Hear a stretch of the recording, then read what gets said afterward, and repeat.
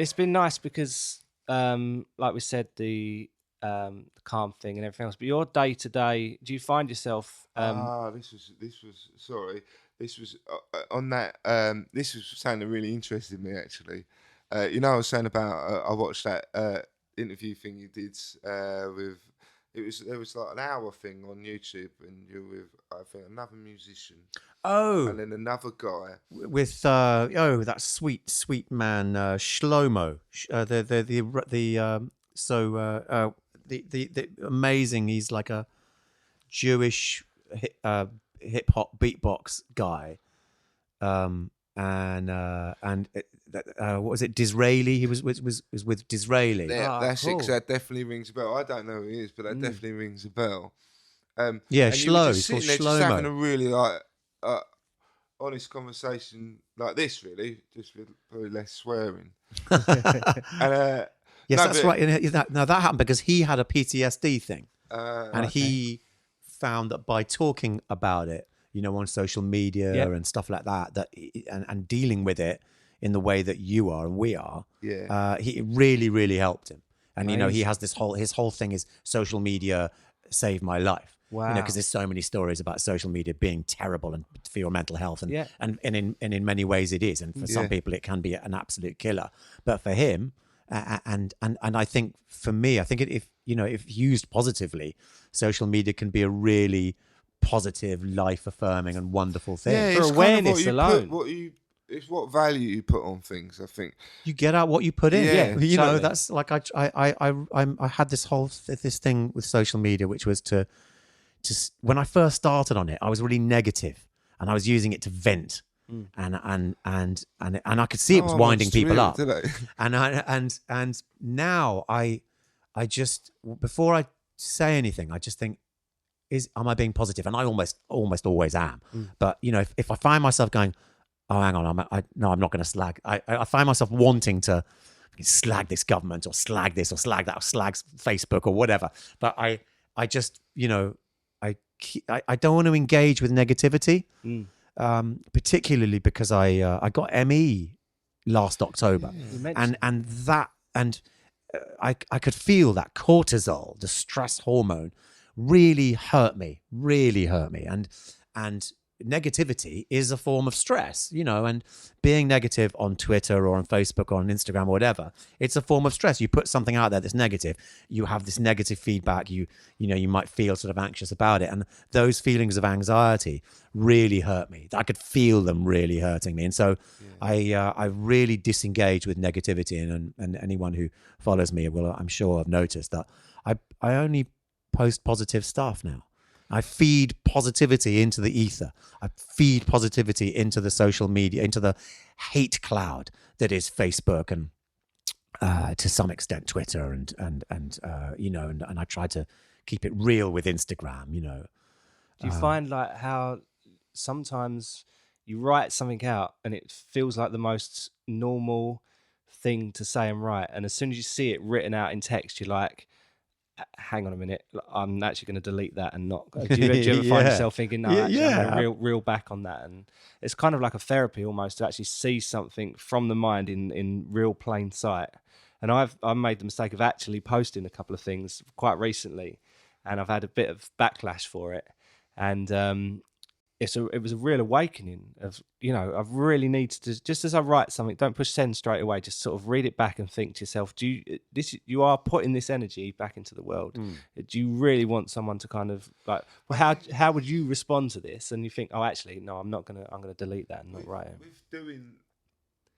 With doing the podcast, really, is that we've kind of, there's where we've kind of reached a few people. I mean, even down to you coming on, is we've tried to be positive.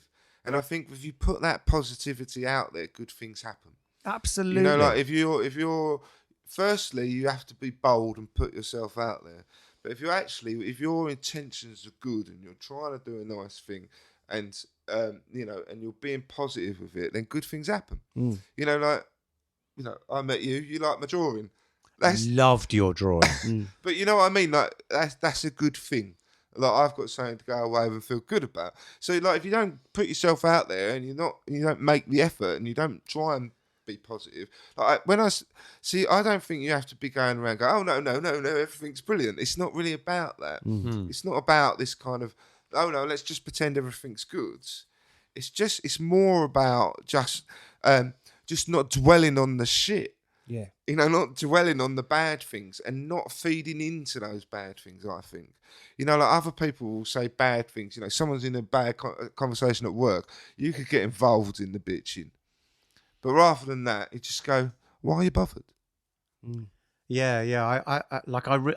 I ended up really reeling myself in with Facebook. I have two. I have a personal Facebook, which is only friends, and then I have a public Facebook. And I just said to myself, I am not going to post anything negative on Facebook as an experiment.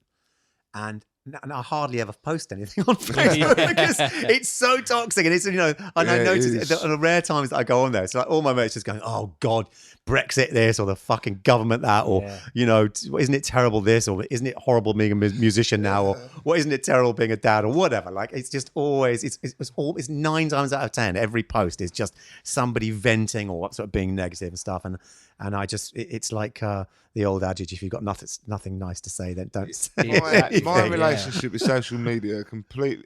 My wife had cancer a few years ago. Everyone who listens will know.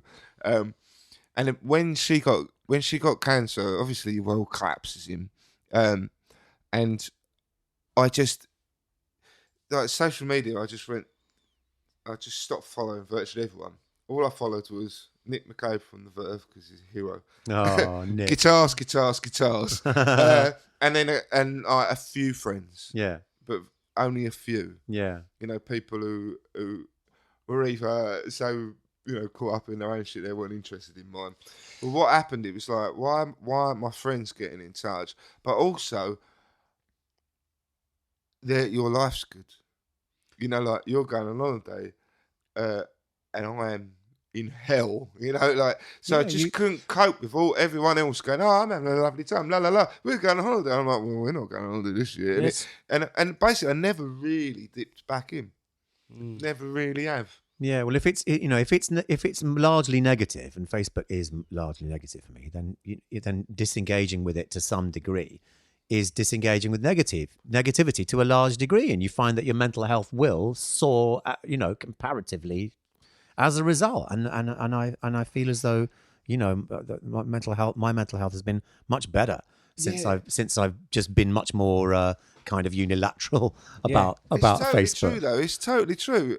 Like my therapist Peter was like, you've got to think about what you feed into your head.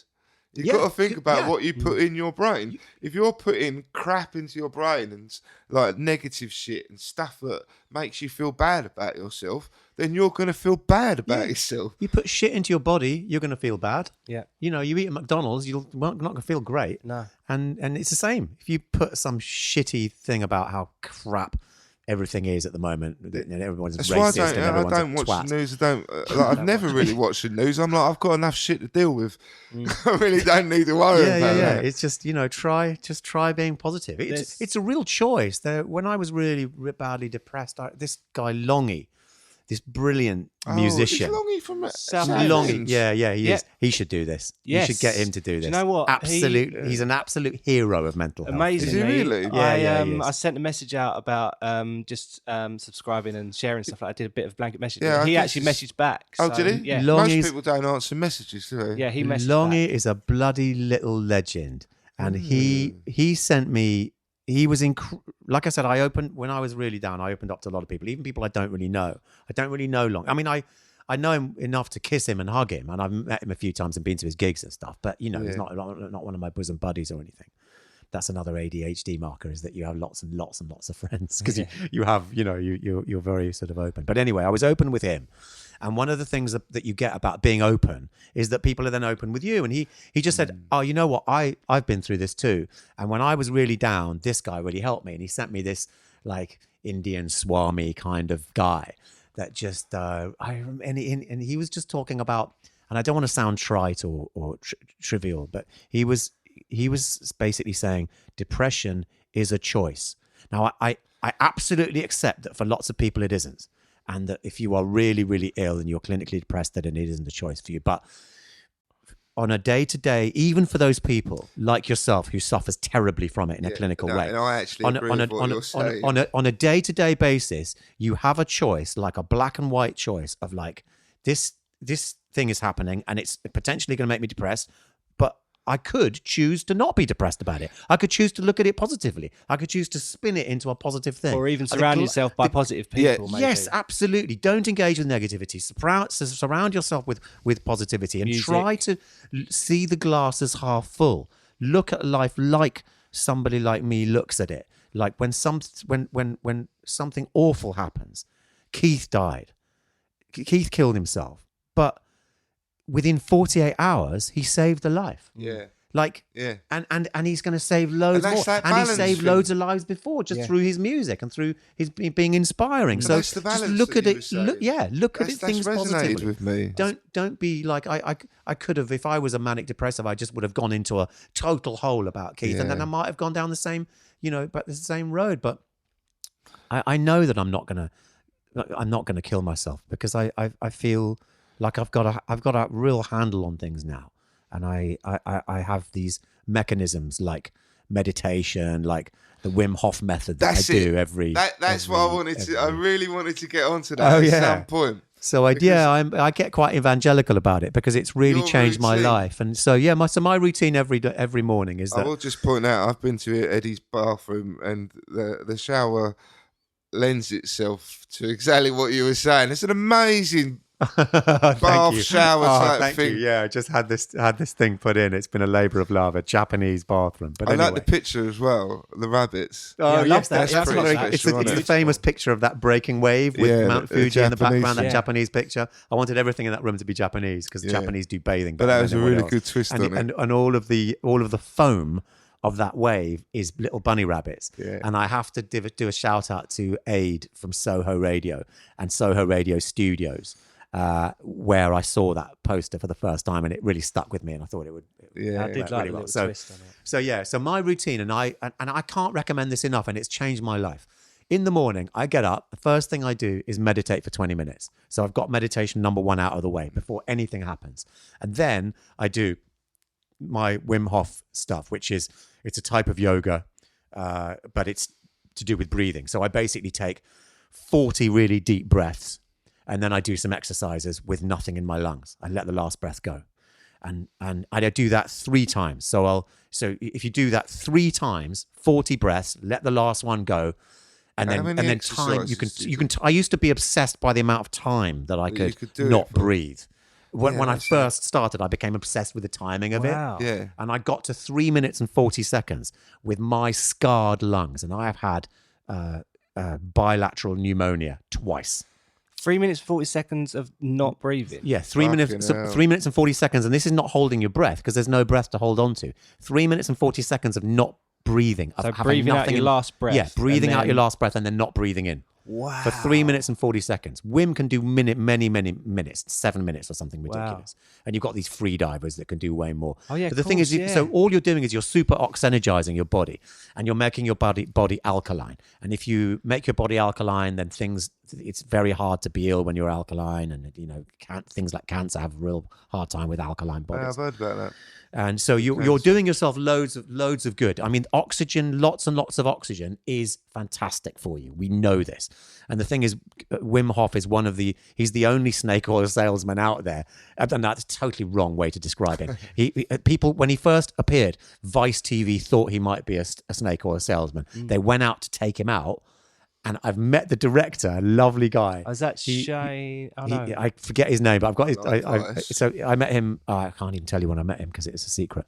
But he went out there to take Wim out, and he ended up, and him and the crew, on a Polish mountain in his pants. Everybody were in their pants in like sub-zero, raging with snow, and they were all absolutely fine, and they all felt brilliant. Wow. So yeah, I it's been scientifically green lighted.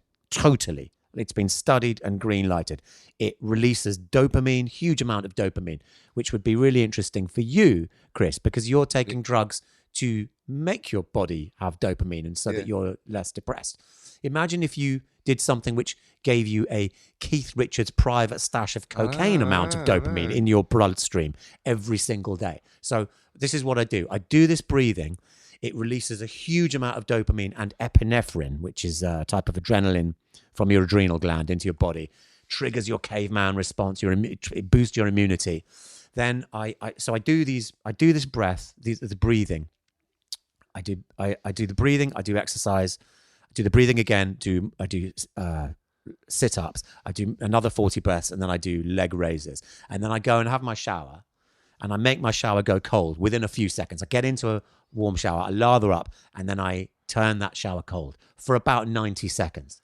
And it's been proven that that a physiological change happens in your body after about a month of doing the cold shower thing. And what happens is that every pipe in your body, every vessel and capillary dilates slightly. So your heart has less stress. You're physically less stress in your body because your heart has to work less hard to pump the blood around your body. You also get control of, this is the key thing, you get control over your autonomic nervous system. So you can make your own heartbeat go slower. You can really visualize and think about things that are ailing you and get rid of them in a mind over matter way. Wow. It's triggering your caveman immune response. And also colds and flu, you can kiss them goodbye because you're only going to get one maybe every 2 years or something. You'll get it. So how did you do the breathing then? It's just literally just do it. It's like that game when you were at school or whatever, and you hyperventilated to make yourself pass out. Yeah. You're doing that. Right. Yes, you will. Yeah, we've all been there. So you're basically doing your chain breathing. You're breathing in really hard, and you're letting it go relaxed, and you're breathing back in on just before you finished exhaling. So you're building up a credit of oxygen, and you end up with every cell in your body being super oxygenized. The mitochondria within your cells are holding on to oxygen. And if you've got that much oxygen in, you've pushed past that feeling of being really super high, and your whole body's buzzing, literally buzzing. It's great. And when you're really buzzing full of oxygen, you don't need to breathe. No. And I know that because I spent 3 minutes and 40 seconds not breathing, amazing. Which is phenomenal, isn't it? And I've got shitty lungs. Cool. You've got like your lungs are twice the size of mine. Yeah. You could do better. Wow. You could do better. So that's my routine. I'm totally going to give that a go. Me too. Yeah, it doesn't cost any money. You can download his app for free. You can look at all his tutorials on YouTube. Yeah, there's an Iceman app that you could download for nothing. I was old school. It cost I think $2.99 because he was just starting to get monetized by his son Enam, who's his manager. But it's all free now. I've watched a few bits. I watched the Vice thing, and I watched him on Russell Brand's show. I'm totally intrigued. And then I saw the bit when you said about it. That's why I wanted to talk about it, because it's kind of like, ooh. Yeah, anything like that. Those maybe little kind of tips and there. tricks are just incredible, aren't they? And that's like next level. Yeah. So I saw Wim after the Russell Brand thing. He came onto Chris Evans' show, and Chris asked me to come on his show to be a kind of an advocate and a human guinea pig type person to talk about it. And then we had this lovely triangular conversation between myself, Wim, Chris, and this lovely guy who swam around the whole of the UK. Can't remember his name. Lovely guy. And we were just talking about wellness and about how something like the Wim Hof method and meditation is so good for your mental health. Because if you're triggering dopamine, I mean, if you're doing dopamine by taking cocaine, for example, it's completely non-sustainable. It's going to fuck you up terribly. But if you're doing it with your own breath, there's nothing bad about that. That's pretty magic. You are having that level of dopamine into your blood, and when you've got that amount of dopamine, it is impossible. And I know this for a fact. It is impossible to be depressed. Wim, I don't know whether you know the full story about Wim Hof, but no. His wife and mother of his, I think, 4 children and love of his life had multiple personality disorder. She had a mental health problem that dwarfs all of ours put together. And one of her, I think, 11 personalities told her to kill herself, and she did.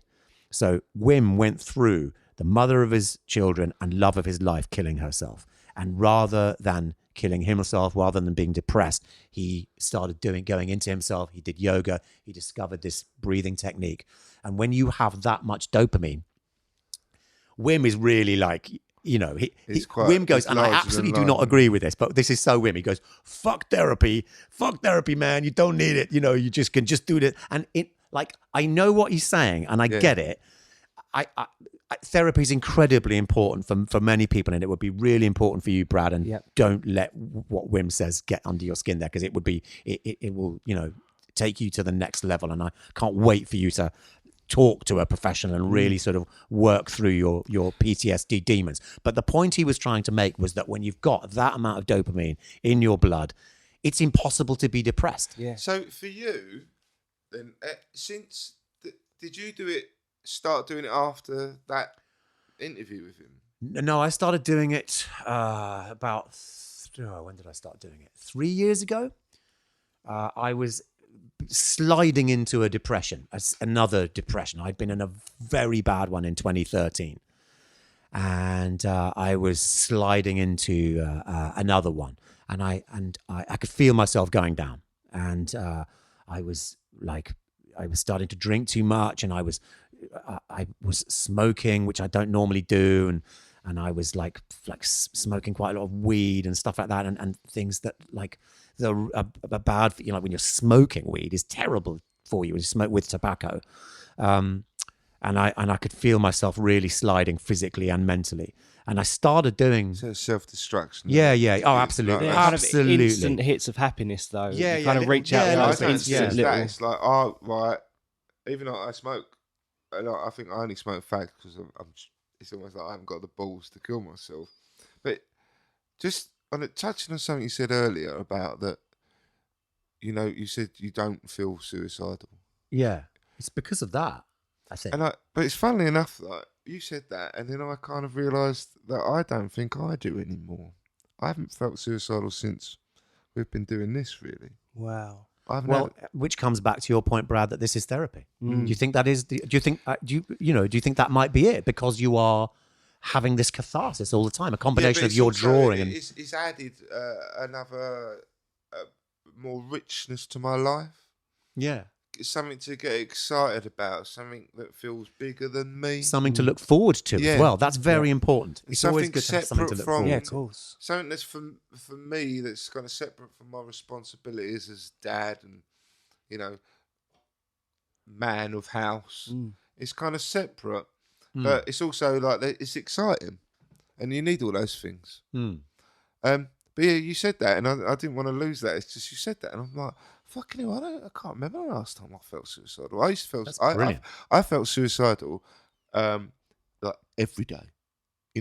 Every day. Like all day. Every day of your life.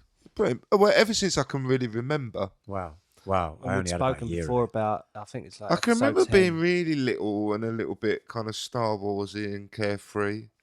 But I can't really, that seems so vague. So I've had spells when I've been a bit better, but sorry. So since you've been doing that, then you've not really had depression? Well, no. I mean, I could feel, like I say, I could feel myself sliding into a depression. I was interacting with an extremely depressed and drug addicted person at the time, and I it was, as these things can do, and this, when you're really sort of focusing on someone else, you can you lose sight of yourself totally, and your own health can slide because you're so preoccupied with other people, like an identity crisis. And that's what happened to me for a second time in my life, and I could feel myself really, really sliding, and I started doing the Wim Hof method. And because every day I was buzzing, and every day I was like, I remember the first time that I had a cold shower after doing the breathing, I started laughing. Amazing. Like almost maniacally. Like I burst into laughter. Wow. And this is like at 8 o'clock in the morning, like this is not a laughy time. No. But my friend George it swears by a cold shower. Pip actually mentioned to me about cold showers. It is absolutely, totally medically, scientifically green lighted that cold showers are good for you for the reasons that I said. Yeah. The physiological change that happened. But I've researched so much into this, and I happen to know that the European school that has the lowest, what's it called? Not truancy. When people don't turn up for school.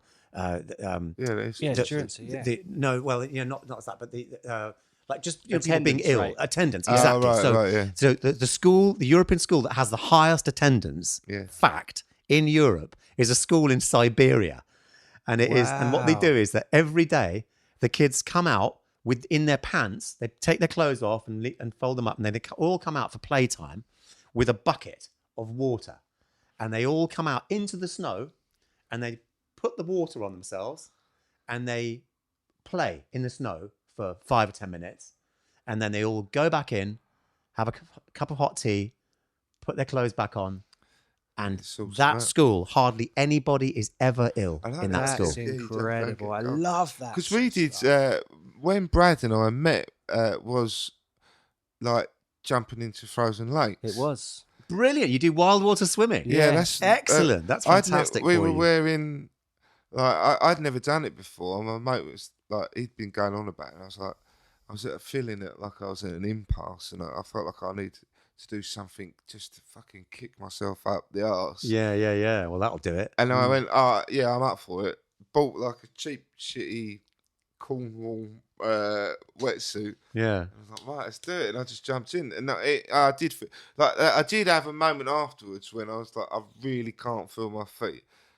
The thing is, it might be a problem. It was dangerous because we normally go like October, September time. That was January or February. It was snow on the roads. Up in the hills. It wasn't right. I didn't even get in. That it was. It was really cold. That was really cold. But I did feel, like you afterwards, you feel like you're alive. Oh, totally. Yeah. So next time you do that, take 40 breaths before you go in. And it will be a completely different experience. Really? Wow. Totally different experience. Because I've experimented with this.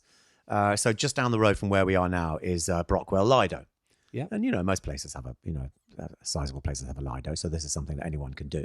You don't have to go out into the wild water and do this. Don't have Lidos in Essex. There's no, surely there must be some out there. There used to be South one in End Brentwood, Lido? but it's close. Well, okay, but I mean, wild water even better because I think there's something more awesome, obviously, about being in nature.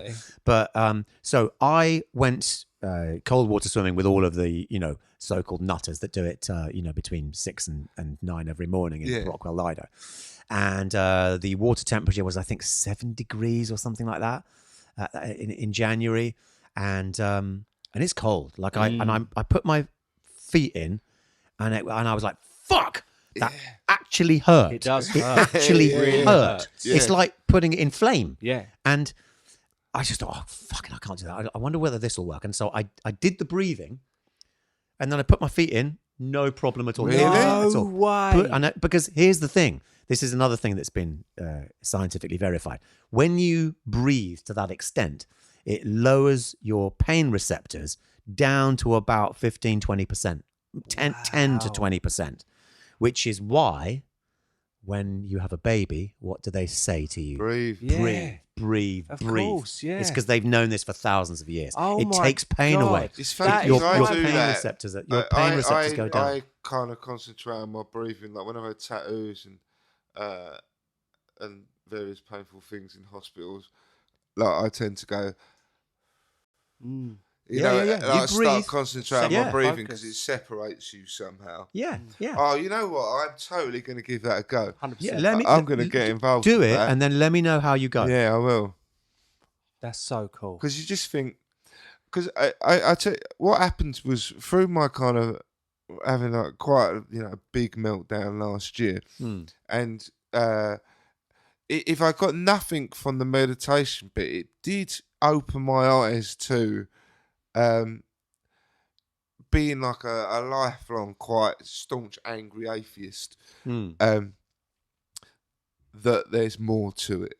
When I said I had those moments when I felt like I was one with the ocean almost, and it totally changed my perspective on things.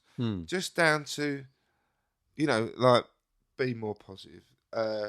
You know, just try not to bring so much negativity in. But part of like we are one with nature, you know, all the kind of stuff that I used to be really, really kind of skeptical and angry about, like that's hippie bollocks.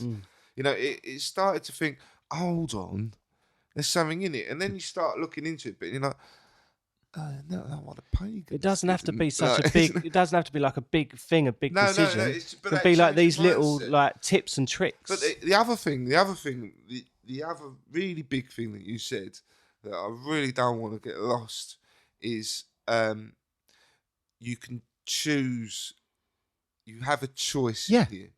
It's a choice. And I totally agree. That's the one thing, and I say since then I've been so much better, and that is one of the big things my therapist Peter said was that you know, your brain is going to tell you all this, but you don't have to listen. You have a choice here. You can choose, like he says, you can choose to be happy. Yeah, I mean sometimes you have to be sad. That straight, yeah. You sit in the emotion. Yeah, like one mustn't just be a smiley, happy like all the time. Like I keep saying, life, the universe, everything has to be in balance. And sometimes you have to be sad. Sometimes it's good to go through pain, to feel terrible, and all that sort of stuff. But not all the time. And there are many decisions that you come through in your day, professionally, romantically, whatever, with your life as parents, as humans, where these things will come at you, and you just can make a choice to look at it positively. So this was the other bit I was going to come to, and you pretty much nailed what I was going to say, was you can choose how to think about it. That's it. He said to me, you can control two things in your life. You can control what you do and what you think. Everything else is fucking... I can't try and think of the song, but everything else is like, it's totally out of your control. You could do nothing about it. So worrying about it is really silly. Yeah.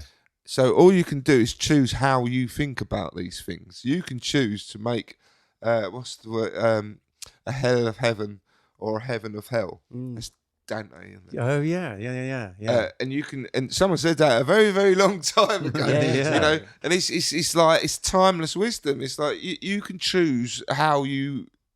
Everything's going to happen. Bad things will happen, but you can choose how you're going to think and feel about it.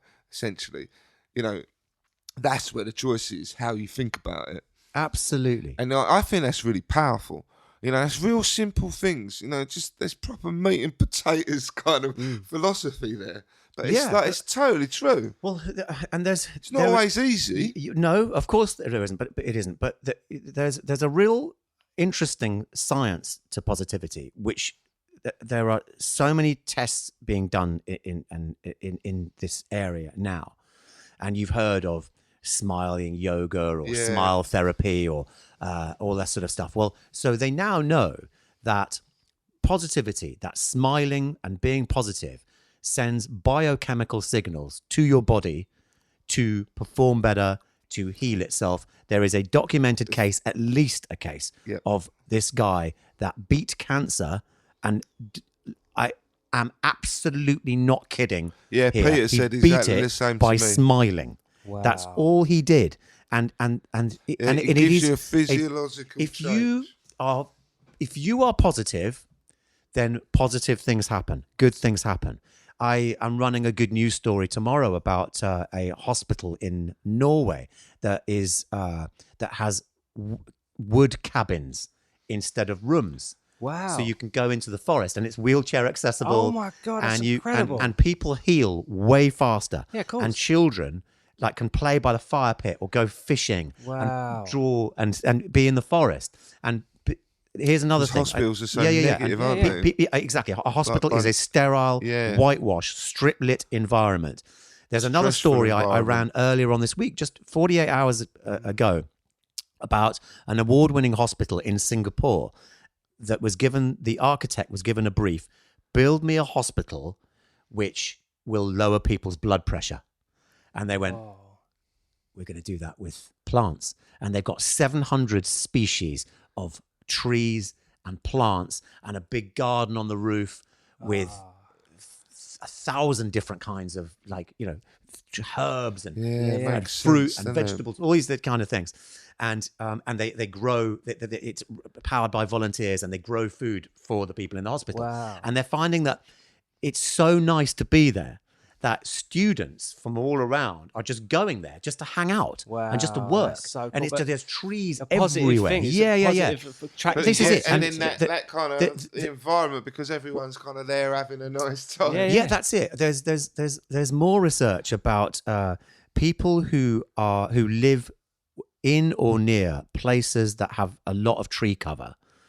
Have a third higher life expectancy. They have like a 40% better mental health and physical health, between 30 and 40% better in mental health and in physical health.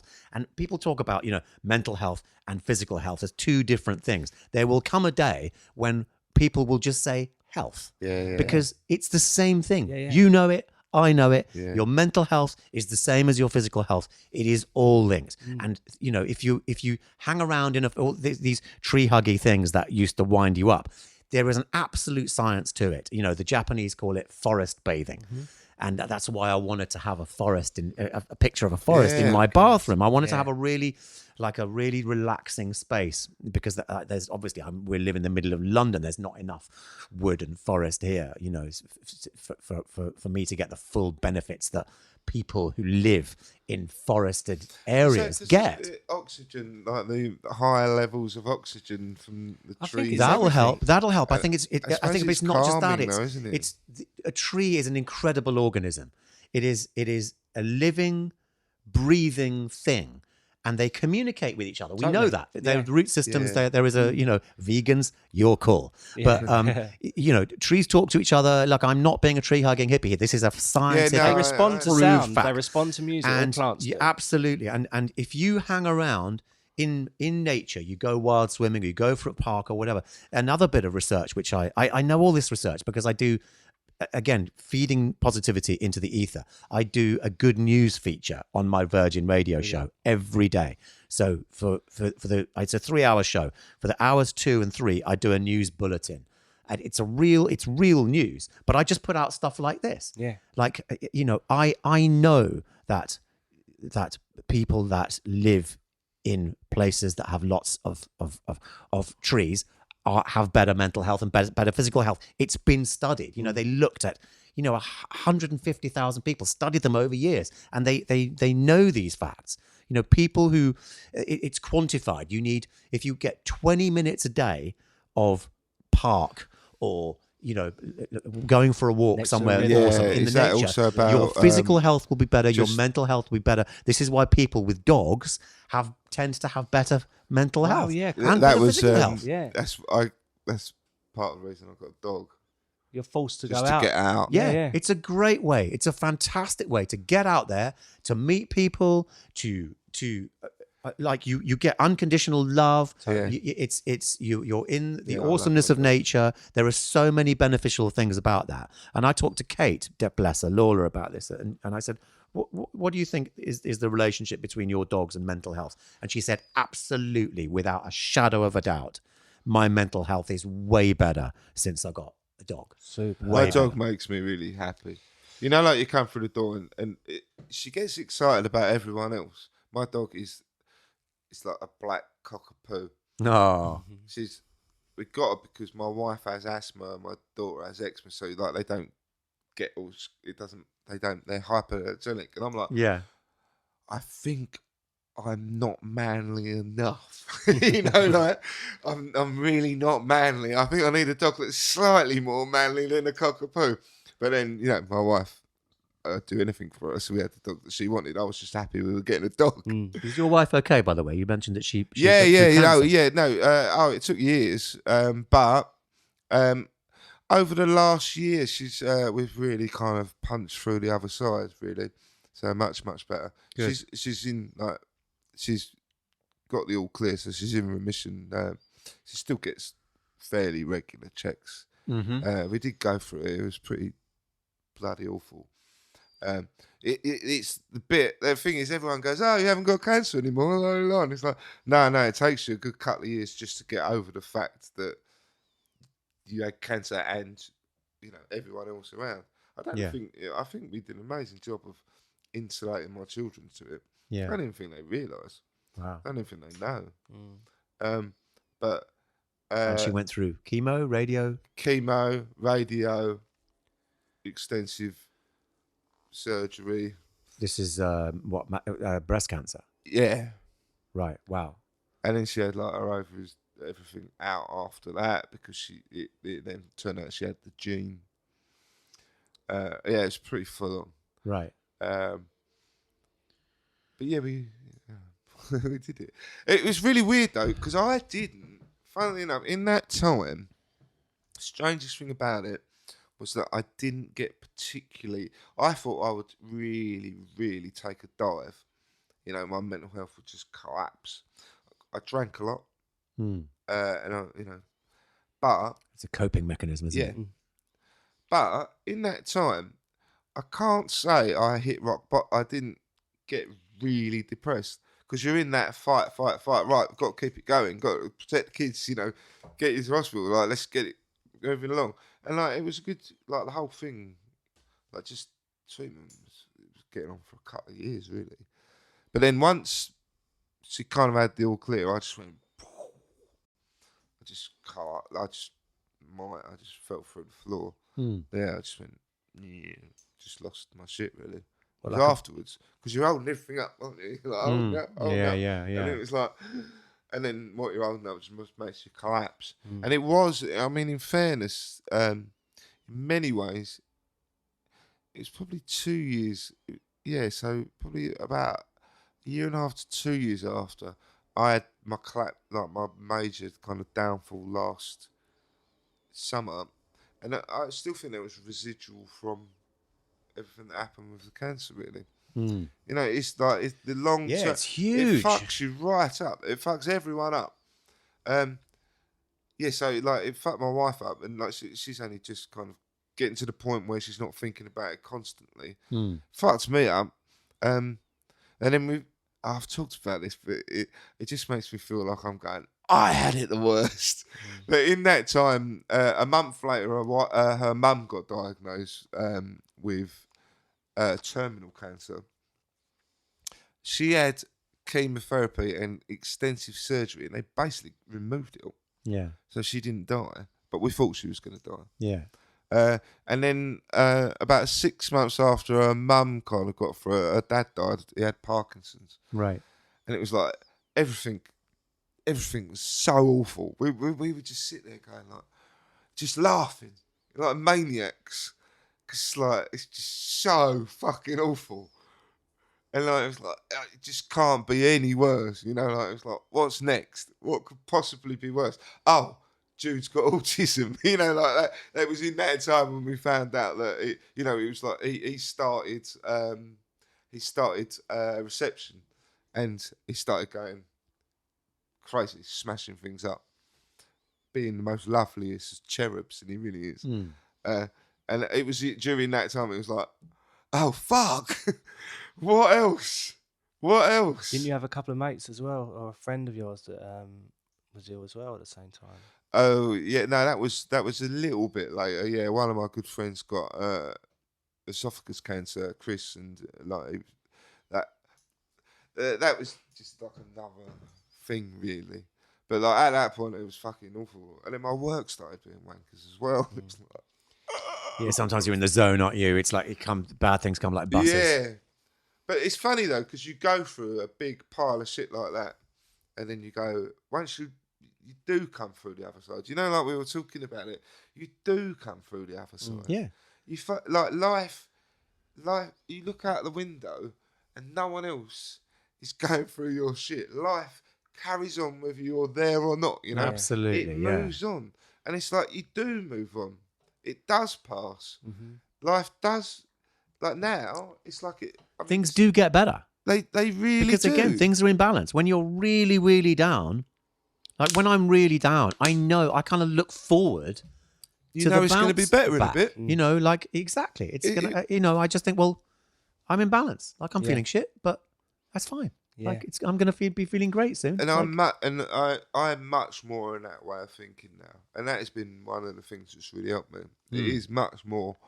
Oh, I feel like shit now, but that don't mean I'm gonna feel shit in a week's time. You know, Yeah. I just don't go. Oh, it's it's like I think shit because when my wife was ill, it was like, well, I deserve all this, didn't I?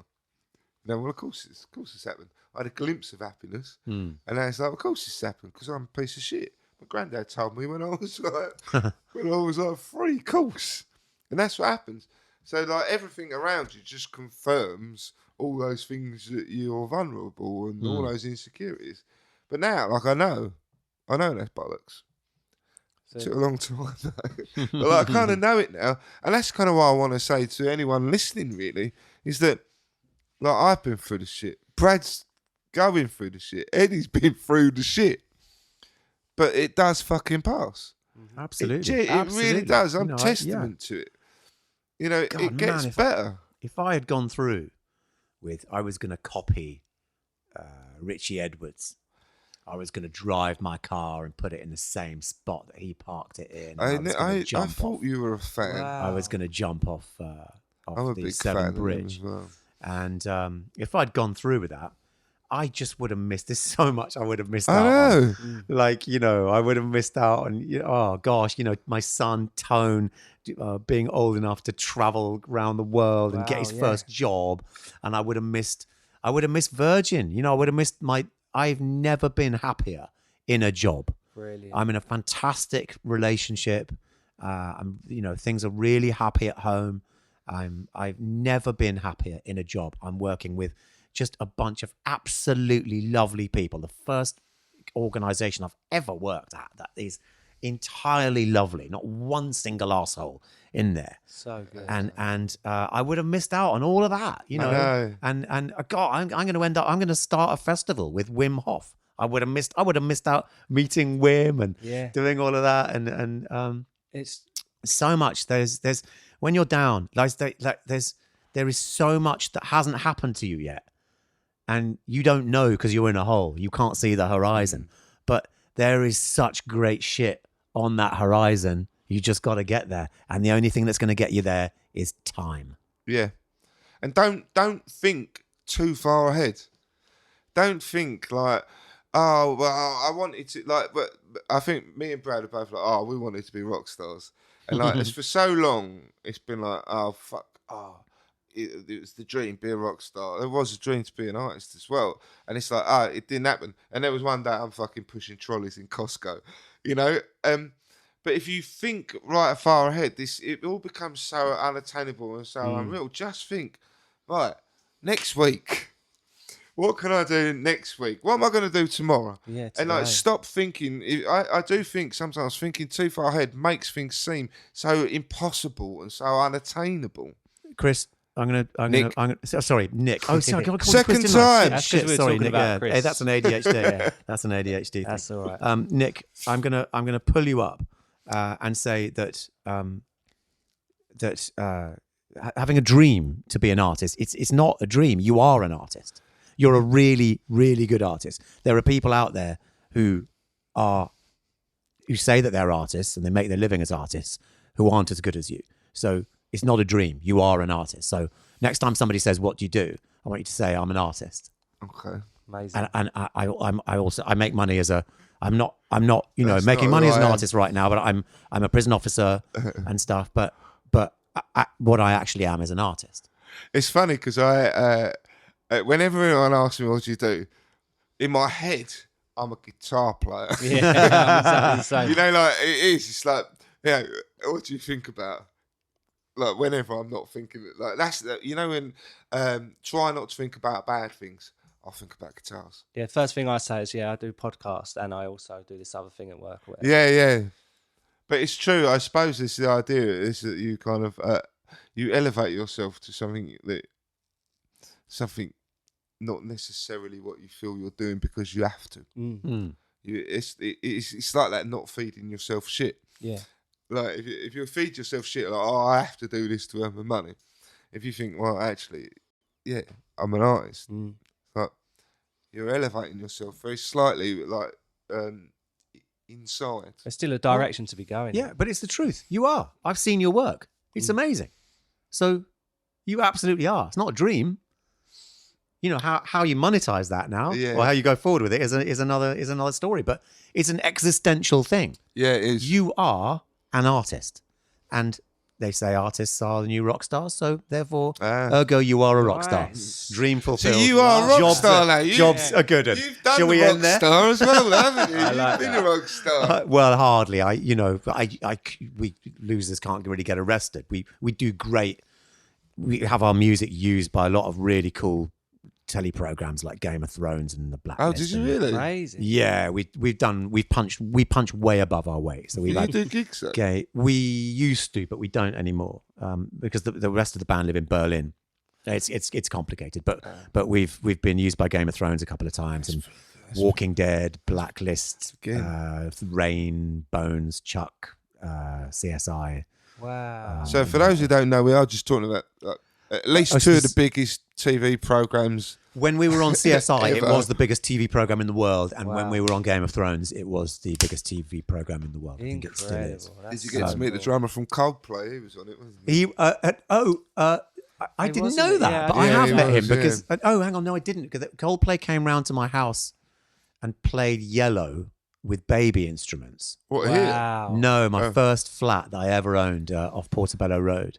I don't care what anyone says. I like Coldplay. I was listening to Radio Oh, they're 2 lovely, on the way home today, and someone picked their golden oldies. It was Steve Wright. I used to love Steve Wright when I was younger. And someone picked their golden oldies, right? One was Since You've Been Gone. The next one was Scientist by Coldplay, and then High and Dry by Radiohead. Yeah. Right, another one of my favourite all-time bands. I'm like, that's not a fucking oldie. No. How dare they say that's an It oldie? is now. It Yeah. is But now. I suppose it is. That's 25, 30 years old, 25 years old or something. So the boys, it was Guy, Johnny, and Chris came to my flat because Will is the drummer, right? His mum had just died, and so he was dealing with that, and he didn't come. But I did Coldplay's first ever TV interview. Oh, did And you? it was in my flat, and Yellow hadn't come out yet, so they weren't famous. They just had Shiver when they were kind of a Jeff the Buckley Blue Room tribute EP. band almost. The Blue Room EP, I remember really liking that because I was well into Verve, and that was a bit Vervy. Yeah, A little it bit. was a bit shoegazy, wasn't it? Yeah, a little and bit. I really like. Yeah, they were like. They Yeah. still they didn't Some realise depth. what they were then. But yeah, they were amazing. I still haven't. I've got that. I need to put it out. I need to find somebody. I used to watch you on BuzzFeed or something. TV. That was the thing. Like, we were Oh, saying up for about- it on MTV. They were like, Brad's going to got Eddy Temple Morris, and like, I used to watch him on the telly. Like when people used to watch MTV. Like, like when MTV music had and, music like, on it. Yeah. There was like, how do you feel about music it shows. now? Well, I haven't seen it since then, but I hear that it just doesn't have any music on No. it anymore. It's No, it doesn't. it's just the M stands for mediocre reality shows. Yeah, Yeah. rubbish TV. It's so sad. I did It's used so, to like so a bit sad. of Geordie Shore. I don't know why. I just think like it's music television. There should be music on it. I like MTV too, but they just play like like 90s skate punk.